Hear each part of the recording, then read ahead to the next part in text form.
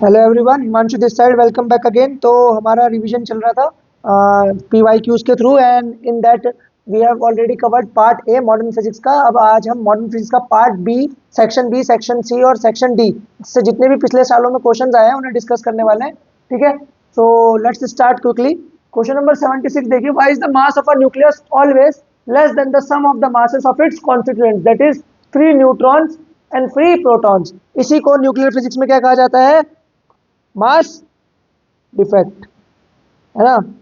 Mass defect क्या होता है? Delta M, that is individual masses of nucleons is always greater than mass of nucleus. तो फिर वही सवाल कि बचा हुआ मास कहाँ गया? मास तो हमेशा कंजर्व है। तो ये थ्योरेटिकल वीडियो में मैंने आपको डिटेल में एक्सप्लेन करा हुआ है, और अभी भी मैं समझा देता हूँ। जो ये बचा हुआ मास है वो कहाँ चले जाता है? In the form of binding energy. तो बाइंडिंग एनर्जी निकालोगे तो वो कितना आएगा? Delta M C square. ठीक है, ओके, ठीक।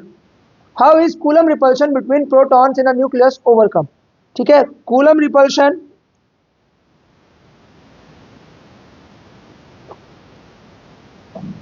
is overcome due to strong nuclear forces। ठीक है, these are the strongest force in nature, strong nuclear force. तो ये न्यूक्लियर रिपल्शन को ओवरकम कर देती है, एंड ओवरऑल न्यूक्लियर की फोर्स जो होती है between proton proton proton neutron and neutron neutron, वो कैसी आती है? अट्रैक्टिव। ठीक है, सिर्फ एक स्पेसिफिक रीजन होता है which is less than 0.8 Fermi, जहां पर ये रिपल्शन क्या करता है? डोमिनेट करता है, और न्यूक्लियर फोर्स रिपल्सिव हो जाती है इस रीजन में। ठीक है, clear. Now moving on to question number 77। The threshold frequency for a given metal is this. ठीक है, न्यू नॉट दे रखा है आपको 3.6 into 10 to the power 14। If monochromatic radiation of frequency, incident frequency कितना है? न्यू इंसिडेंट है आपके पास 6.8 into 10 to the power 14। Find the cut off potential. अब काइनेटिक एनर्जी इक्वेशन बार बार लिखिए आप इसे। के ई मैक्स कितना होता है? H nu minus H nu nought. K E max होता है E times B stopping, which is equal to H nu minus H nu nought. B stopping आ जाएगा आपके पास H common, nu minus nu nought और E. ठीक है, तो एच बाई ई को भी ऐसे रहते हैं। न्यू माइनस न्यू नॉट करेंगे तो 6.8 में से 3.6 जाएगा, तो 6.8 में से 3.6 जाएगा तो ये अपने पास आएगा 3.2 इंटू 10 टू द पावर 14। ठीक, अब वैल्यूज पुट करते हैं। 6.6 into 10 to the power -34 upon 1.6 into 10 to the power -19 into 3.2 into 10 to the power 14। सबसे पहले पावर सॉल्व कर लेते हैं। स्टॉपिंग पोटेंशियल आ गया 6.6 डिवाइडेड बाई 1.6 इंटू 3.2, -34 प्लस 14 -20, और ये नीचे से 19 ऊपर चले जाएगा तो हो जाएगा 10 टू द पावर -1। ठीक, तो ये हो गया कैंसल, तो ये हो गया 66 into 3.2 divided by 16 into 10 to the power -1 volt. ठीक है, इसका कैलकुलेशन हम फटाफट कर लेते हैं।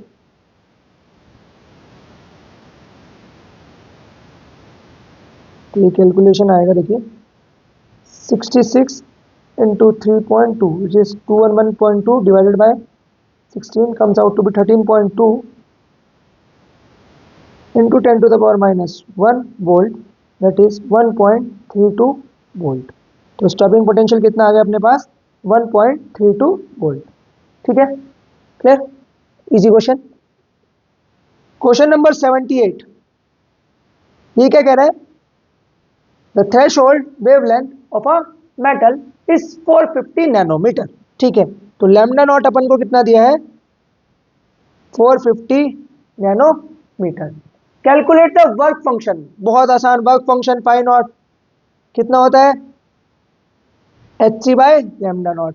एच सी की वैल्यू मैंने बताइए कितनी लेनी है?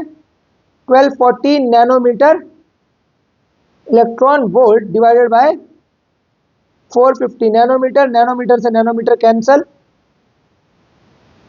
124 डिवाइडेड बाय 45 इलेक्ट्रॉन वोल्ट, फटाफट इसकी वैल्यू बता देते हैं, 4.96। तो this comes out to be 4.96 electron volt. Moving on, ये इसका शायद फर्स्ट पार्ट था। Second part,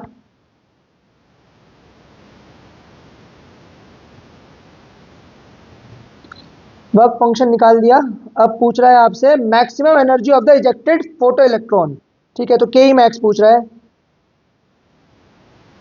which is H C by lambda minus H C by lambda naught. अब एच सी बाय लैम्डा की वैल्यू लिख देते हैं 1240 nanometre electron volt upon incident light की वेवलेंथ कितनी है, 250 नैनोमीटर, और ये तो हमने अभी अभी कैलकुलेट करा है 4.96 इलेक्ट्रॉन वोल्ट। तो 124 divided by 25 which comes out to be, okay, ये 124 डिवाइडेड बाय पहले 45 था ना, दिस इज 2.75। तो वर्क फंक्शन 2.755 आया था, और 124 डिवाइडेड बाय 25 करेंगे तो it comes out to be 4.96। तो 4.96 minus 2.755 minus 2.75, this comes out to be 2.21 electron volt. और यही हमसे पूछा था कि मैक्सिमम काइनेटिक एनर्जी बताइए। तो 2 मार्क्स का क्वेश्चन था ये, 2 पार्ट्स थे इसके, एक एक नंबर आपको दोनों से मिल जाएंगे। ठीक है, फिर कह रहा है 79th question, again theoretical question, derivation में आपको मिल जाएगा ये लेक्चर में। Prove that in Bohr's model of hydrogen atom the time period of revolution of an electron in nth orbit is proportional to n cube। तो कह रहा है कि प्रूव करो भैया कि time period is directly proportional to n cube. अब जब न्यूक्लियस के अराउंड इलेक्ट्रॉन चक्कर लगाएगा तो एक टाइम पीरियड क्या होता है, वो समय जितने में इसने एक चक्कर अपना कंप्लीट कर लिया। तो we all know that time is distance covered upon speed. तो पूरा एक सर्कल लगाने में से कितना डिस्टेंस कवर करना पड़ा, 2πr, और इसकी स्पीड कितनी थी, vn। तो इसे आर एन और वी एन कर देते हैं।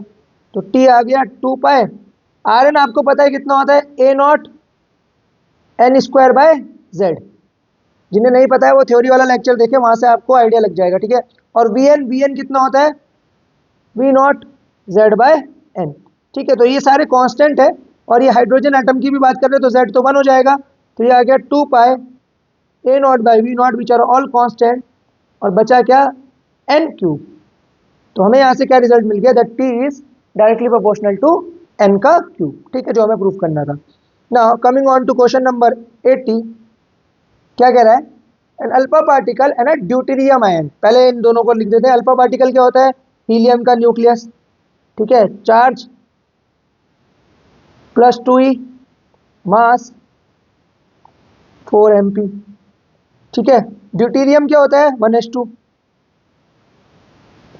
चार्ज E, एक प्रोटॉन है ना इसके पास जस्ट, और मास 2 mp। ठीक, these are then directed towards the target nucleus to make a head-on collision. It is observed that the distance of closest approach is same, justified theoretically। तो एक काम करते हैं, दोनों का distance of closest approach upon calculate कर देते हैं, अगर सेम आया तो जस्टिफाई हो जाएगा। तो distance of closest approach calculate करने के लिए मैंने आपको बताया कि काइनेटिक एनर्जी को किसके बराबर कर दो, पोटेंशियल एनर्जी, है ना। पहले अल्फा पार्टिकल की बात करते हैं। अल्फा पार्टिकल गया गया गया गया, इसके पहले काइनेटिक एनर्जी थी और पोटेंशियल एनर्जी 0 थी।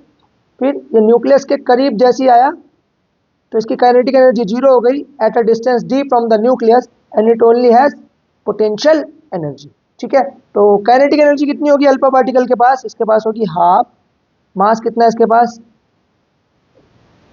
ठीक है, और अच्छा एक्सेलरेटेड थ्रू सेम पोटेंशियल बात कर रहा है।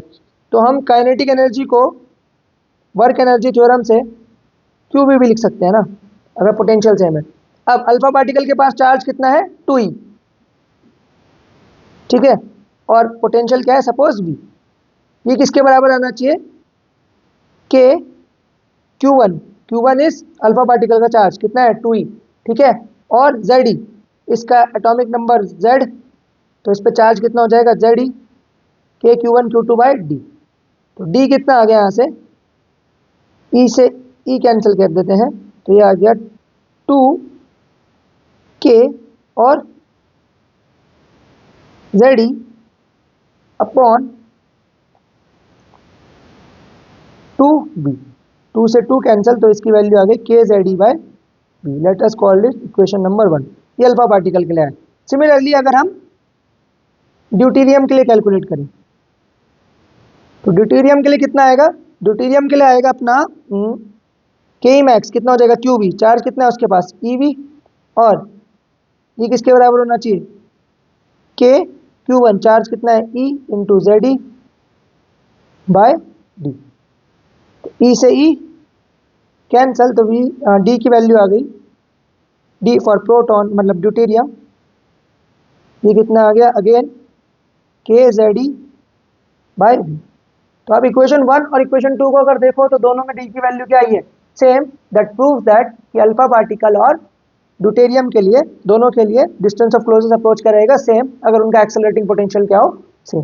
ठीक, आगे बढ़ते हैं। क्वेश्चन नंबर 81 कह रहा है the total energy of an electron in the hydrogen atom in the ground state is -13.6 electron volt, find the kinetic energy, potential energy and ratio. कई बार बताया गया है आपको कि total energy sorry potential energy double होती है total energy की, तो on that basis potential energy कितनी आ जाएगी, -13.6 का डबल करोगे तो कितना आएगा -27.2 electron volt, and kinetic energy is negative of total energy, तो काइनेटिक एनर्जी कितनी आ जाएगी +13.6 इलेक्ट्रॉन वोल्ट। और फिर पूछ रहा है ratio of magnitude of total energy to kinetic energy, अब मैग्नीट्यूड पूछ रहा है, अब मैग्नीट्यूड दोनों का ही क्या है सेम, दैट इज 13.6, तो रेशियो कितना आएगा 1:1। आगे बढ़ते हैं 82 define the distance of closest approach, ये मैंने ऑलरेडी थ्योरी में कवर कर रखा है तो इस क्वेश्चन को बार बार कवर नहीं करेंगे। An alpha particle of kinetic energy k is bombarded on a thin gold foil, derive an expression for the distance of closest approach, this is a theoretical question already covered है ना,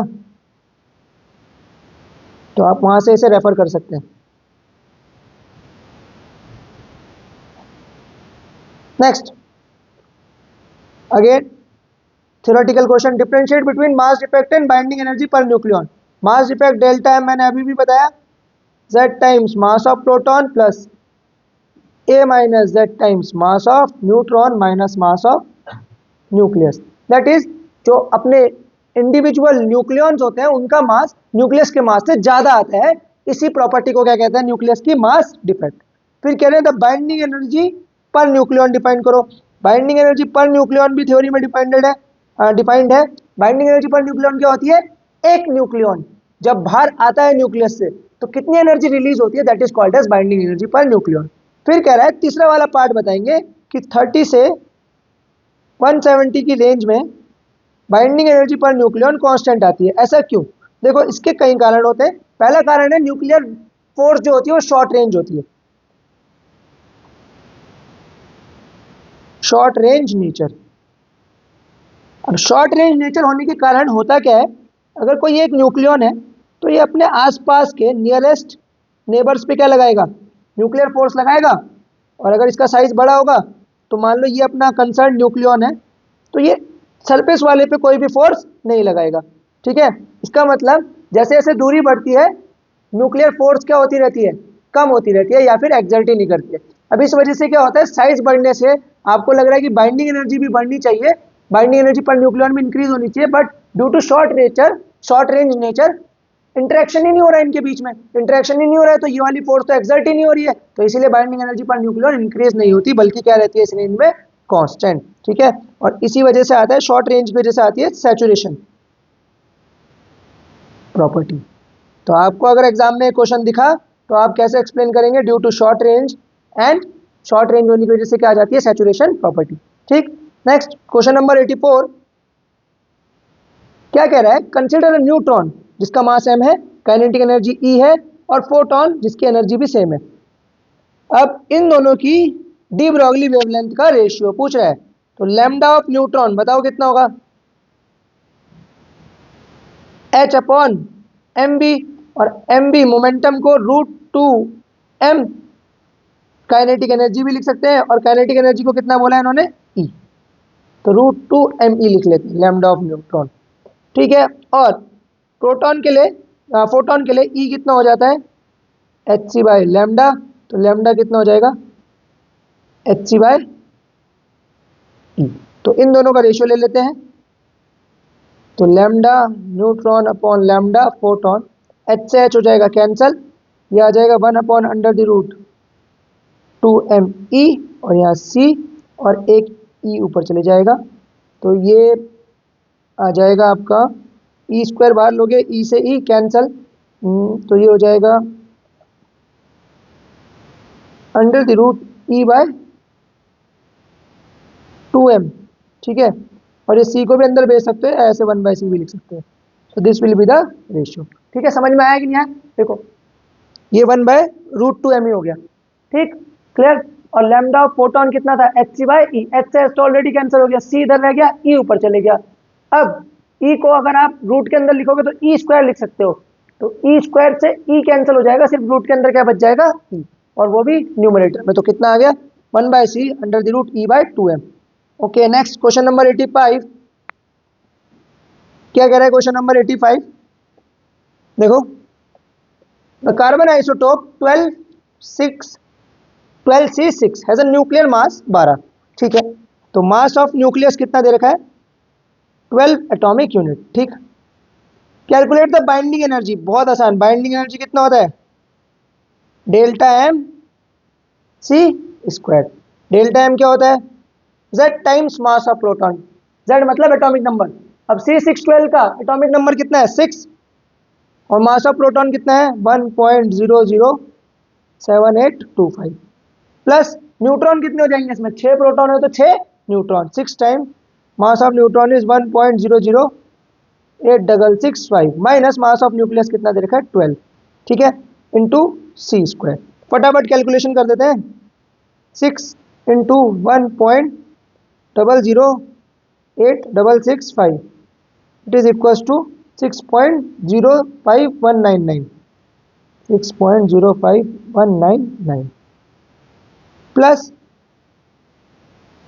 6 into 1.008665, चलिए पहले इसी को multiply कर देते हैं, 0.199 दूसरे वाले से करना है, 1.007825, ये आया 6.04695 माइनस 12 इंटू सी स्क्वायर। ठीक है, तो इतना आ गया, और इससे पहले आया था, तो इन दोनों का सम करके कितना आया 12.09894 माइनस 12। ठीक है, तो माइनस कर देते हैं 12, this comes out to be 0.09894। और ध्यान रखिएगा ये एटॉमिक मास यूनिट में, और हमसे आंसर अक्सर किस में पूछा रहता है, मेगा इलेक्ट्रॉन वोल्ट, तो 1 AMU exactly 931.5 mega electron volt by C square के बराबर होता है। एग्जाम में आप 930 भी ले सकते हैं, अप्रोक्सीमेट आंसर आपका आ जाएगा for making the calculation easier. ठीक है, into 931.5, that comes out to be रफली 92 MeV। ठीक है, तो एक कार्बन न्यूक्लियस C612 की बाइंडिंग एनर्जी कितनी निकल के आती है, 92 मेगा इलेक्ट्रॉन वोल्ट। ठीक, moving on to question number 86। क्या कह रहा है, light of wavelength 500 nanometre is incident on a caesium metal, work function given है, and photo emission of electron occurs. Okay, calculate kinetic energy. ठीक, वही के E max hc by lambda minus five naught, कितना given है 2.14 electron volt, hc कितना हो गया 1240 nanometre electron volt, upon lambda कितना गिवन है अपन को 500 nanometre, minus 2.14 electron volt.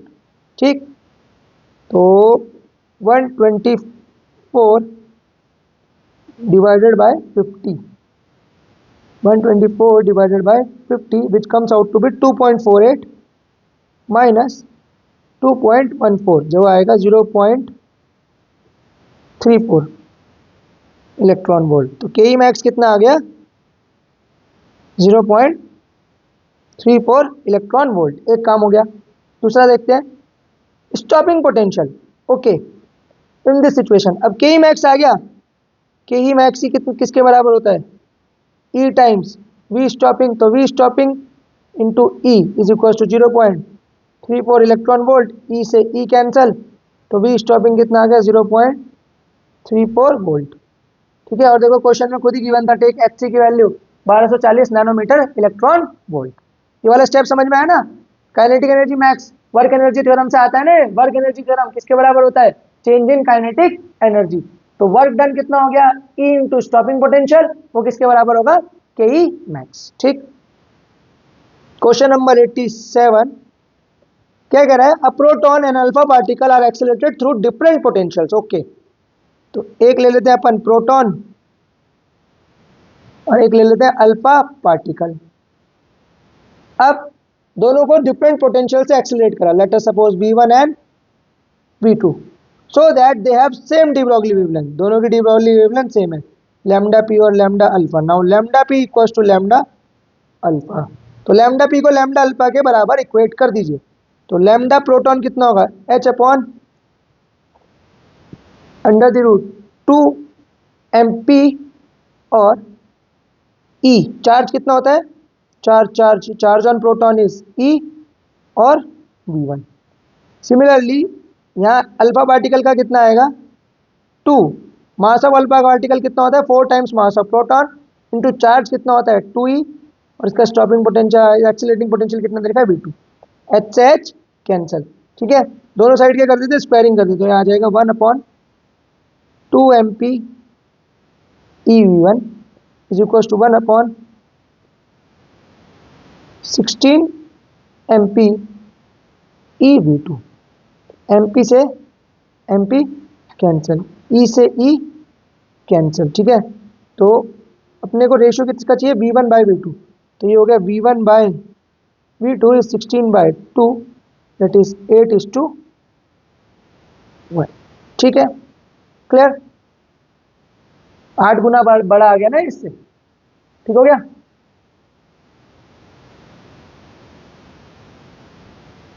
Now moving on to question number 88। Question number 88 क्या कह रहा है हमें?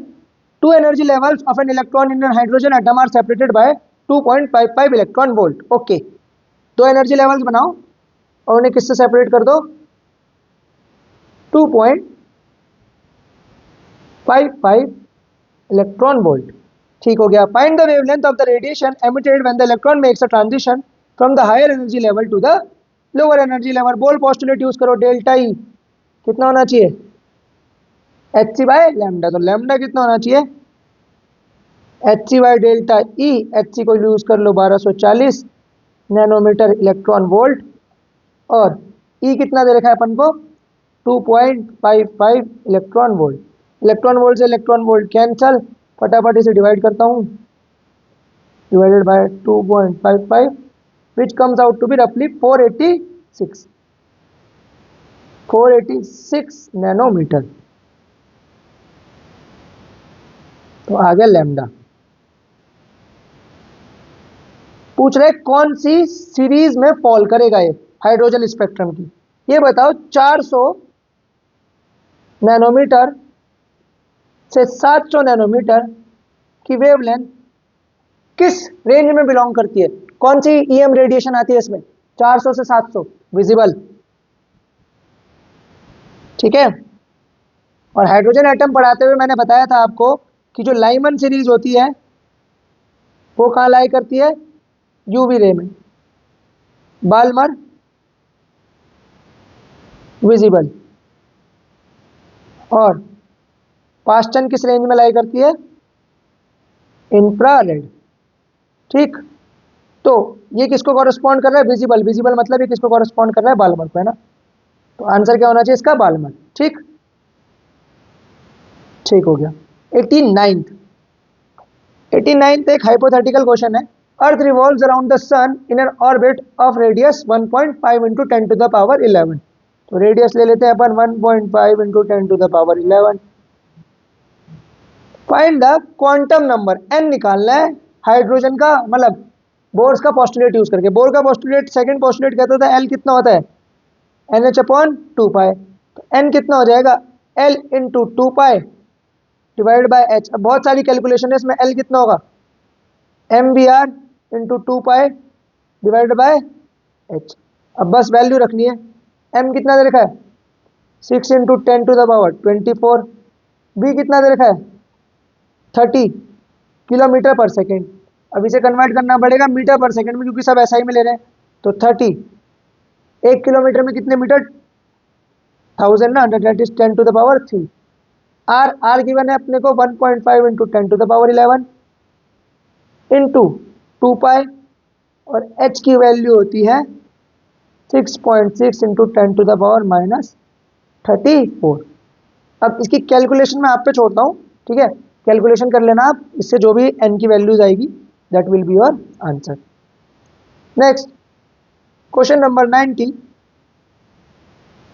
The ground state of a hydrogen atom is -13.6 electron volt. What is the potential energy and kinetic energy of the electron in the third excited state. ऐसे कई question आपने पिछली video में एमसीक्यू में भी करा होगा, तो पॉज करके इसे फटाफट आप अपने आप भी कर सकते हैं। एंड टिल देन मैं इसे सॉल्व कर देता हूँ, ठीक है। थर्ड एक्साइटेड स्टेट, सबसे पहली बात ये ध्यान रखनी है, थर्ड एक्साइटेड स्टेट के लिए एन की वैल्यू बताओ कितनी होगी। एन की वैल्यू होगी 4, ठीक, क्लियर, समझ में आया ना। एन की काउंटिंग स्टार्ट होती है 1 से, 2 से, 3 से, ठीक है, 4 से, क्लियर। तो 4 पे जाके कौन सा आ जाएगा, थर्ड एक्साइटेड स्टेट। तो ये बताओ क्या क्या पूछ रहा है इसमें, पोटेंशियल एनर्जी। पहले टोटल एनर्जी निकाल लो थर्ड एक्साइटेड स्टेट की। तो -13.6 डिवाइडेड बाय 16, अभी आता है -0.85 इलेक्ट्रॉन वोल्ट। अब अभी अभी पढ़ा है आपने कि पोटेंशियल एनर्जी क्या होती है, twice of total energy.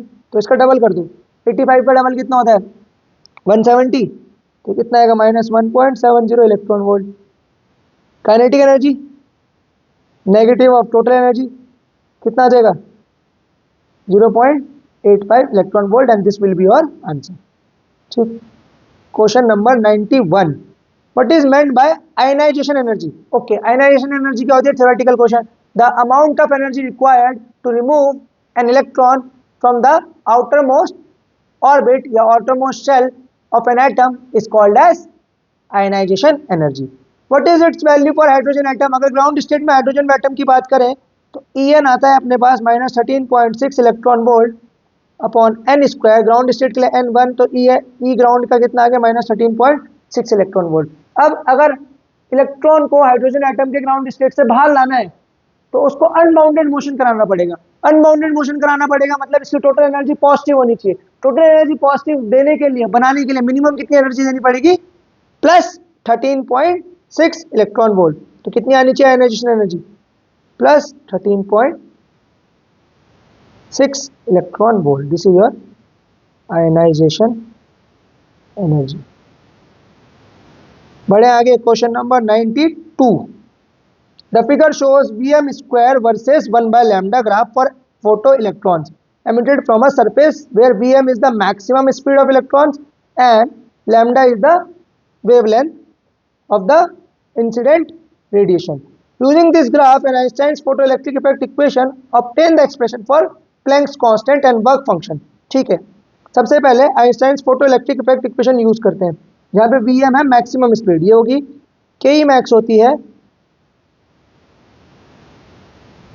hc by lambda minus phi naught, ठीक।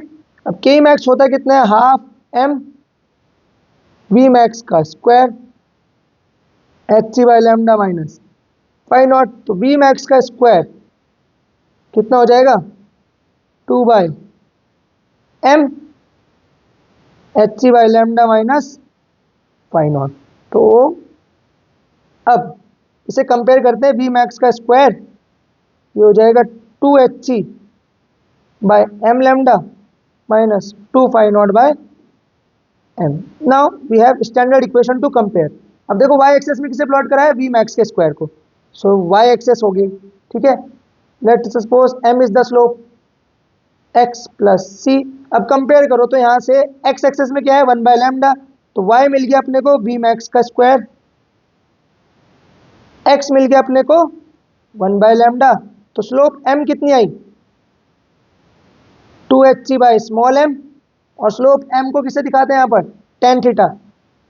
स्लोप कैसे दिखाते हो आप, टेन थीटा, है ना। किसके बराबर आ गया, 2hc बाय एम, ठीक है।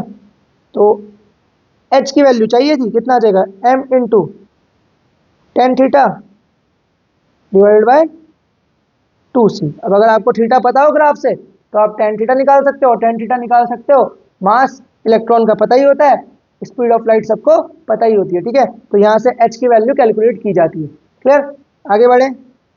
फिर पूछ रहा है and work function. Work function कैसे कैलकुलेट होगा, वर्क फंक्शन है इसका y इंटरसेप्ट। y इंटरसेप्ट कितना आएगा इसका, 2 फाई नॉट बाय एम। इसे कैपिटल C अगर मैं बोल दूं y इंटरसेप्ट यहाँ से निकाल के, ठीक है, तो वह C कितना आ गया, 2 फाई नॉट बाय एम। तो फाई नॉट कितना आ जाएगा, एम सी बाय, जहाँ पर C स्पीड ऑफ लाइट नहीं है बल्कि कैपिटल C क्या है, y इंटरसेप्ट। तो ये ग्राफ y एक्सेस को कहाँ पर कट करेगा, अगर मेरे को ये पता चल जाए, इसे C बोलूँ अगर मैं, तो मैं फाई नॉट की वैल्यू भी यहाँ से कैलकुलेट कर सकता हूँ, ठीक है। तो यही करना था इस ग्राफ में। फिर question number 93 he draw a graph showing the variation of potential energy of a pair of nucleons. ये भी मैंने थ्योरी में कवर कराया है, दोबारा मैं ग्राफ दिखा देता हूँ।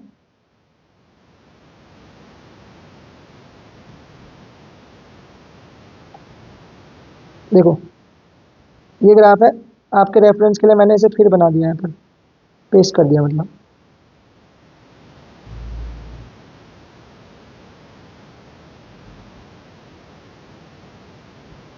ठीक हो गया।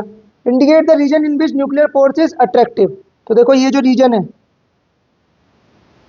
ये इस पूरे रीजन में पोटेंशियल एनर्जी की वैल्यू क्या है, ग्रेटर देन जीरो। इस पूरे रीजन में रिपल्सिव हो गई, और जब पोटेंशियल एनर्जी की वैल्यू नेगेटिव होती है तो क्या होती है, अट्रैक्टिव। तो अगर मैं ये दिखाऊं तो ये जो रीजन है इसमें पोटेंशियल एनर्जी की वैल्यू क्या है, less than zero, then this is attractive force. यहाँ पर फोर्स अट्रैक्टिव है, ठीक है। क्लियर, तो दोनों आंसर हो गए। फिर कह रहे हैं how will be the de Broglie associated with an electron be affected. Okay, de Broglie wavelength पे क्या असर पड़ेगा, क्वेश्चन नंबर 94। जब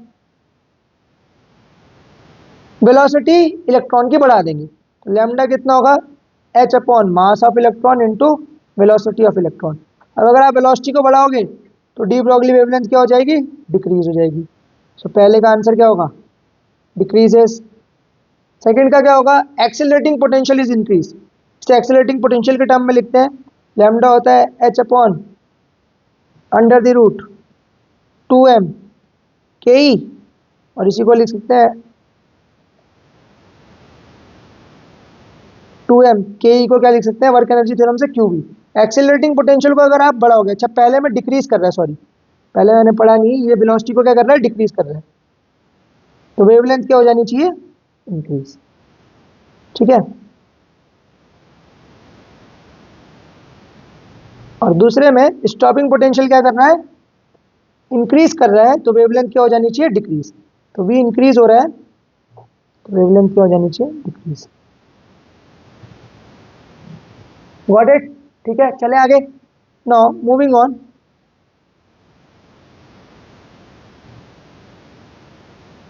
टू क्वेश्चन नंबर 95। क्या कह रहा है, how would the stopping potential for a given photo sensitive surface change if the frequency of incident radiation were increase. अब E इंटू वी स्टॉपिंग कितना होता है, H nu minus phi naught constant है। अगर फ्रीक्वेंसी को बढ़ाओगे तो stopping potential directly proportional है, ये भी क्या होगा, इंक्रीज। तो पहला आंसर क्या होगा, इंक्रीजेस, ठीक। फिर पूछ रहा है the intensity of incident radiations were decrease. Intensity होता है number of photo electrons incident per unit area per unit time. अब इंटेंसिटी बढ़ाने या घटाने पर फोटो करंट में फर्क आता है, ना कि स्टॉपिंग पोटेंशियल। तो बी का आंसर क्या रहेगा? Remains same. ठीक। Question number 96, draw the graph showing the variation of the number of scattered alpha particles with scattering angle theta. Okay, तो कुछ ऐसा ग्राफ देखने को मिलता है। यहां पर आता है नंबर ऑफ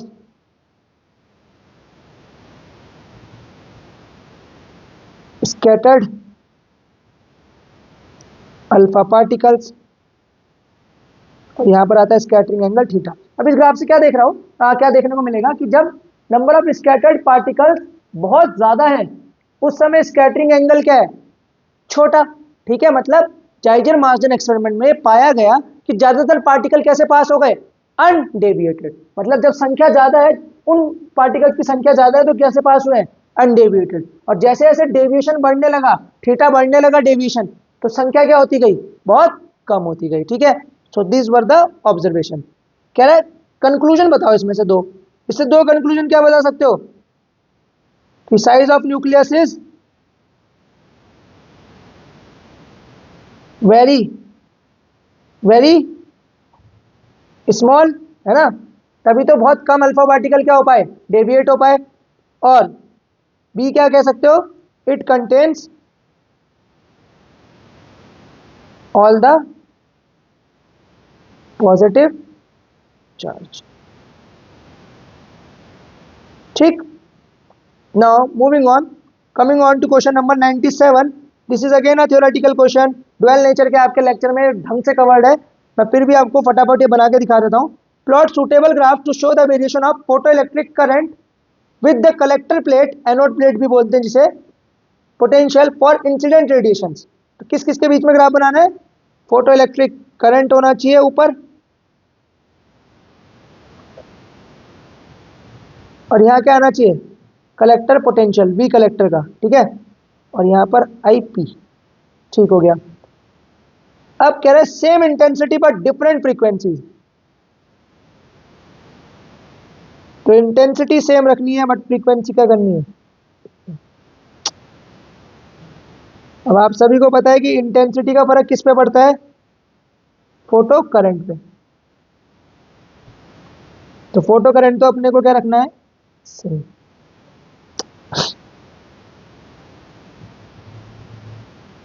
बट क्योंकि फ्रीक्वेंसीज अलग अलग हैं तो स्टॉपिंग पोटेंशियल भी क्या आएंगे? अलग अलग। ठीक है, अब जिसकी फ्रीक्वेंसी सबसे बड़ी होगी दैट इज न्यू 3, न्यू 2 और new 1, more the frequency more will be the stopping potential. अभी कुछ देर पहले क्वेश्चन में हमने डिस्कस करा था। तो ये Vs3, Vs2 और Vs1, सबसे ज्यादा नेगेटिव स्टॉपिंग पोटेंशियल किसका होगा? जिसकी इंसिडेंट फ्रीक्वेंसी सबसे ज्यादा होगी। ठीक हो गया। क्वेश्चन नंबर सेकेंड, मतलब graph number second, same frequency but different intensity. अब अगर फ्रीक्वेंसी सेम हो गई तो स्टॉपिंग पोटेंशियल भी क्या रहेगा? सेम, बट इंटेंसिटी डिफरेंट होने का मतलब है कि फोटो करंट की वैल्यू क्या आएगी? अलग अलग। ठीक है, और वाई एक्सेस पे क्योंकि हमने फोटो करंट प्लॉट करा है, तो जितनी ज़्यादा इंटेंसिटी उतना ज़्यादा फोटो करंट। ठीक, क्लियर? तो ये दो ग्राफ आप ऑलरेडी थ्योरी में भी पढ़ के आए हैं। क्वेश्चन नंबर 98, नर्वस 90s चल रहा है। Distinguish between isotopes and isobars, again theory. Isotope क्या होते हैं? Same atomic number but different atomic mass. और आइसोबार क्या होता है? आइसोबार होता है same atomic mass but different atomic number. ठीक है, next, two nuclei of different mass numbers A1 and A2, are these nuclei necessarily the isotopes? नहीं, isotope होने के लिए क्या होना पड़ेगा? उनका क्या बोलते हैं, एटॉमिक नंबर सेम होना पड़ेगा। ठीक है, तो जरूरी नहीं है अगर उनका मास नंबर डिफरेंट है। सेम एलिमेंट के लिए अगर बात करें तो सेम होंगे, बट अगर डिफरेंट एलिमेंट है तो वो आइसोटोप नहीं कहलाएंगे। ठीक है, क्वेश्चन नंबर 99,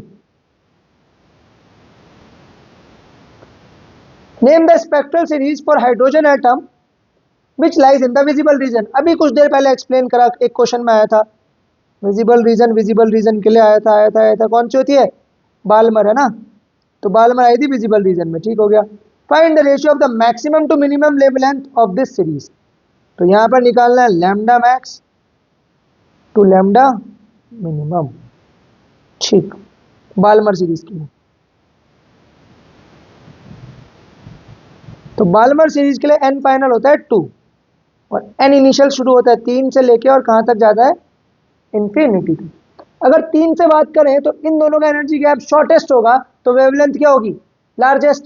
तो 1 बाय लैम्डा मैक्स क्या फॉर्मूला आएगा, आर 1 बाय एन फाइनल का square that is 4 minus 1 by N initial का स्क्वायर दैट इज 9। ठीक है, क्लियर। थोड़ा सा इसे सॉल्व करें तो कितना होगा, 9 माइनस 4 दैट इज 5 बाय 36, ये आ गया आपका 1 by lambda max, equation 1। Similarly 1 by lambda minimum होने के लिए फ्रीक्वेंसी मैक्सिमम होनी चाहिए, फ्रीक्वेंसी मैक्सिमम होने के लिए एनर्जी गैप मैक्सिमम होना चाहिए, और एनर्जी गैप इन्फिनिटी और उस वाले लेवल के बीच में क्या होगा, मैक्सिमम। तो आर कितना आ जाएगा, 1 by 4 minus 1 by infinity that is R by 4। तो 1 by lambda max on 1 by lambda minimum, इन दोनों को डिवाइड कर दिया इक्वेशन 1 और 2, तो हमें क्या मिला, 1 बाय लैम्डा मैक्स है 5r बाय 36 और 1 बाय लैम्डा मिनिमम है r बाय 4, r से r कैंसिल, 4 1 जा 4 9 जा, तो ये आया 5 बाय 9। ठीक है, lambda minimum upon lambda maximum आया 5 बाय 9। हमें उल्टा चाहिए, तो उल्टा कर देते हैं, lambda max upon lambda minimum कितना आएगा, 9 बाय 5। ठीक, क्लियर। चले आगे, तो सेंचुरी पे पहुंच चुके हैं। What results do you expect if alpha scattering experiment is repeated using a thin sheet of hydrogen? Again theoretical question है। अगर हाइड्रोजन की शीट यूज करोगे तो क्या होगा, हाइड्रोजन का पहले तो एटॉमिक मास बहुत कम होता है, ठीक है, बहुत छोटा होता है हाइड्रोजन का nucleus as compare to gold. Gold का न्यूक्लियस क्या होता है, बहुत बड़ा। और अल्फा पार्टिकल खुद हाइड्रोजन से क्या है, बड़ा है। तो अगर अल्फा पार्टिकल को इंसिडेंट कराओगे हाइड्रोजन पे, तो वापिस आने की जगह ये क्या करेगा, इस हाइड्रोजन को नॉक कर देगा और आगे बढ़ जाएगा। तो इसका मतलब है कि जो 180 डिग्री स्कैटरिंग का चांस होता था ना, वो अब इम्पॉसिबल हो जाएगी, क्योंकि 180 स्कैटरिंग होने के लिए जो अपना न्यूक्लियस है वो क्या होना चाहिए, बहुत स्ट्रांग। अब हाइड्रोजन बड़ा कमजोर सा न्यूक्लियस, इसके कंपैरिजन में अल्फा पार्टिकल ही बड़ा है। तो अल्फा पार्टिकल अगर यहाँ आया तो वापस जाने की जगह इसे क्या कर देगा, नॉक कर देगा और थोड़ा बहुत डेविएट हो जाएगा। ठीक है, क्लियर। तो पहले तो कम पार्टिकल्स डेविएट होंगे अब, ठीक है, एक तो ये चीज हो जाएगी कि less particles will be deviated, more particles will pass through the hydrogen atom. और दूसरा क्या होगा, जो डेविएट भी होंगे वो 180 डिग्री के डेविएशन का चांस तो खत्म ही हो जाएगा। ठीक है, क्लियर। 101 ये वाला डेविएशन पॉसिबल नहीं होगा। ठीक है, 101 a heavy nucleus P of mass number 240। तो पी के लिए ए की वैल्यू है 240 और बाइंडिंग एनर्जी है 7.6 mega electron volt per nucleon. तो टोटल बाइंडिंग एनर्जी कितनी आ जाएगी, एक न्यूक्लियन को निकालने के लिए 7.6, टोटल न्यूक्लियन कितने हैं इसके पास, पी के पास 240, तो बाइंडिंग एनर्जी कितनी आ जाएगी 240 into 7.6 which comes out to be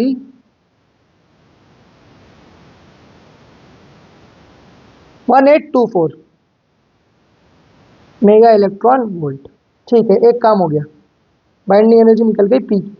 similarly अगर क्यू की बात करें, ये पी स्प्लिट हो रहा है किसमें, क्यू और आर में। तो क्यू की अगर मैं बात करूं तो क्यू का मास नंबर है 110 और binding energy per nucleon given है 8.5 मेगा इलेक्ट्रॉन वोल्ट। तो बाइंडिंग एनर्जी क्यू के लिए कितनी आ जाएगी 110 इंटू 8.5। ठीक है, 110 इंटू 8.5 अपन कर दे तो ये आ जाएगा 935। ठीक हो गया। सिमिलरली अगर हम आर की बात करें तो उसका मास नंबर हमें गिवन है 130 और बाइंडिंग एनर्जी पर न्यूक्लियन कितनी गिवन है आर की? 8.4। तो बाइंडिंग एनर्जी ऑफ आर कितनी आ जाएगी? 8.4 into 130 which comes out to be 1092 mega electron. बस अब अपना काम हो गया। पी किस किस में स्प्लिट हो रहा है? Q plus R. Q value पूछ रहा है, क्यू वैल्यू कैसे निकालते हैं? Binding energy of product minus binding energy of reactant into C square. ठीक है, नहीं सी स्क्वायर की जरूरत नहीं। ठीक है, तो binding energy of product, product कौन कौन है? क्यू और आर। टोटल सम कर दो इनका 1092 plus 935 minus binding energy of reactant कौन था? Q, that is 1824। इन्हें ऐड करते हैं और सब्ट्रैक्ट करते हैं फिर, plus 935 that comes out to be 2027 minus 1824 that comes out to be 203 mega electron volt. अब Q पॉजिटिव आया, मतलब इस रिएक्शन में एनर्जी रिलीज हुई है। ठीक है, इसने एनर्जी रिलीज करी है और इसी को कहते हैं exothermic reaction. Q positive means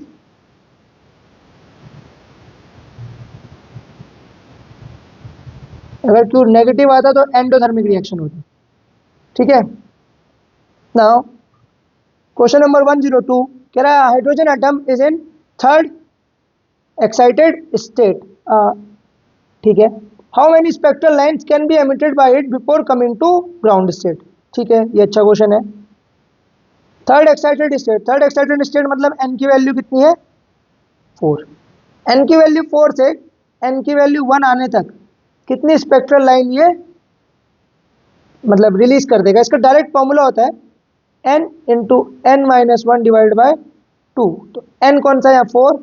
4 minus 1 is 3 divided by 2 that comes out to be 12 by 2 that is 6 spectral lines. ठीक है, कितनी लाइन्स बनेंगी यहाँ, निकलेंगी यहाँ पर? 6। Show this transition in the energy level diagram. Okay, ये भी करना पड़ेगा। तो ये 4 हो गया, ये 3 हो गया, ये 2 हो गया और ये 1 हो गया। तो सबसे पहले 4 से सीधे 1 पे ले आते हैं। एक लाइन तो ये हो गई, तो सीधे कहाँ से आ गई? 4 से 1 पे। ठीक है, एक लाइन पहले 4 से 3 पे आया, फिर 3 से 2 पे और फिर 2 से 1 पे। तो इसमें कितनी लाइन निकली? 1 प्लस 3। ठीक है, अब 4 से 3 पे आए, या फिर हो सकता है कि ये 4 से डायरेक्ट किस पे आए? 2 पे, और 2 से डायरेक्ट किस पे आ जाए? 1 पे। तो 3 प्लस 1 4 और 1 2, कितनी हो गई टोटल? 6। तो ऐसे भी बना सकते हो। ठीक है, समझ में आया क्या? 4 से 1 पे डायरेक्ट आ सकता है तो एक ही स्पेक्ट्रल लाइन निकलेगी। हो सकता है पहले 4 से 3 पे आए। ठीक है, 4 से 3 पे आएगा तो एक स्पेक्ट्रल लाइन ऑलरेडी आ जाएगी, फिर 3 से 2 पे आएगा एक स्पेक्ट्रल लाइन, और 2 से 1 पे आएगा तो टोटल कितनी हो जाएंगी? 3। हो सकता है कि 4 से पहले किस पे आ जाए? 2 पे, और 2 से फिर 1 पे, तो कितनी आ जाएंगी? 1 और 1 2। ठीक है, क्लियर? बढ़िया क्वेश्चन है। In which of the above transition will the spectral line of the shortest wavelength be emitted. अब शॉर्टेस्ट वेवलेंथ के लिए कई बार समझाया है कि गैप क्या होना चाहिए? सबसे बड़ा। जितना बड़ा गैप होगा एनर्जी का डिफरेंस उतना बड़ा, फ्रीक्वेंसी उतनी बड़ी, वेवलेंथ उतनी छोटी। तो सबसे बड़ा गैप कौन सा दिख रहा है इनमें से? ये जो 4 से सीधे कहां पर आई है? 1 पे। ठीक है, तो ये वाली line, this will correspond to the shortest wavelength. ठीक, चलो सेक्शन सी अभी करें या ज्यादा लंबा हो गया? सेक्शन सी में कितने क्वेश्चन है? काफी क्वेश्चन है। चलो एक और वीडियो बनाएंगे फिर सेक्शन सी के लिए। ठीक है।